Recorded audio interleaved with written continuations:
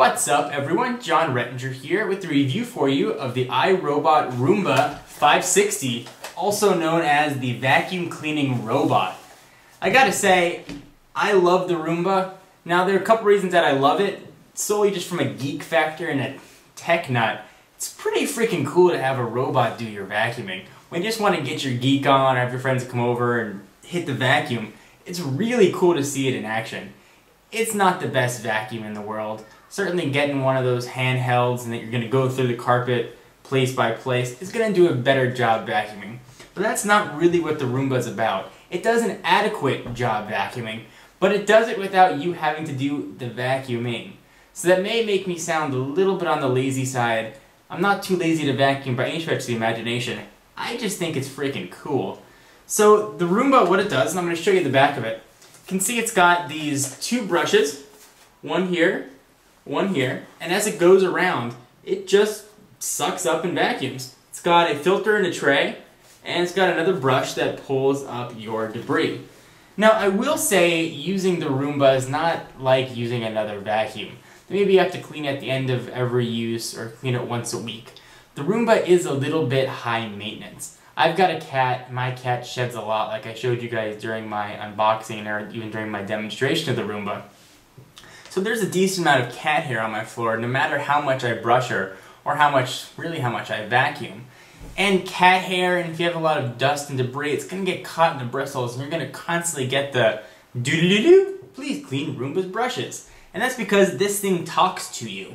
If it's got an error, it'll tell you what the error is. If it needs its filter cleaned, if it's full, if one of the brushes is dirty or needs to be cleaned, it will tell you, which totally adds to the cool factor. I know it makes me sound a little bit geeky and dorky, but I'm a tech reviewer.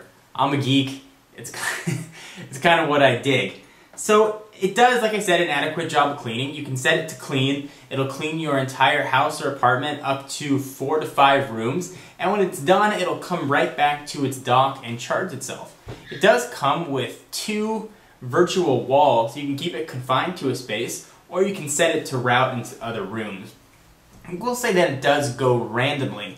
So it takes a while to go across the whole room, but if you leave it, and assuming you don't get a warning or an error message, it will get your whole floor. I don't have the largest apartment in the world. You guys may have seen it during my unboxing, but it does clean my entire place in about 25 minutes. So figure that's probably about an average per room.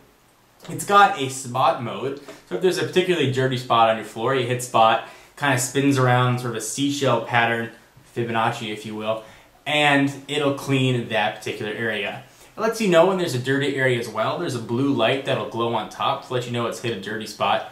And when it's done, it'll just keep going on its way.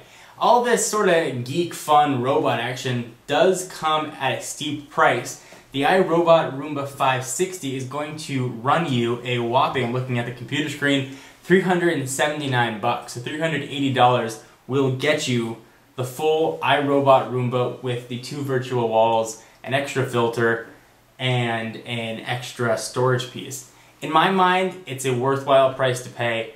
Like I said, it's not that I'm lazy to vacuum, oftentimes I forget. My girlfriend has allergies, sometimes friends come over, and if I don't vacuum that day, you know, they can have some sort of reaction. So I can set the Roomba, in fact I do set it, to vacuum every day while I'm gone. Every day at noon, this little guy is going hard at work, vacuuming my floor without me having to worry about it. And it's a little piece of modern luxury. Certainly it's not a necessity. I could just easily use a regular vacuum, and sometimes I do. But the Roomba is just cool to have a robot go and vacuum your floor. You can set it, like I said, to schedule it. It's got a clock. It does definitely an adequate job of vacuuming. If I have to rate this on a 1 to 5, on a solely vacuum scale, so comparing this to all other handhelds, probably only gets a 2.5 to 3.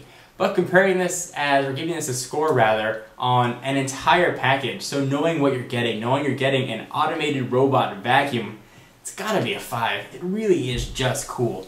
Check out my demo if you haven't of the Roomba in action, and you can really kind of see the neat factor to it. And I know this sounds sort of silly, but oftentimes I sit there and just watch the thing vacuum, where easily I could just take the vacuum and do it myself, but it's just kind of fun to watch.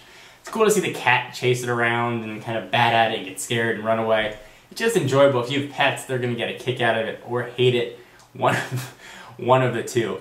So guys, hope you enjoyed my short overview and review for you of the iRobot Roomba 560. I'll put the link in the sidebar for some more information on the iRobot Roomba in case you'd like to purchase. For exclusive content, be sure to follow me on Twitter, twitter.com/John4Lakers. I'm off to go vacuum, and by vacuum, I mean push clean and watch some TV. See you in the next video. Bye-bye.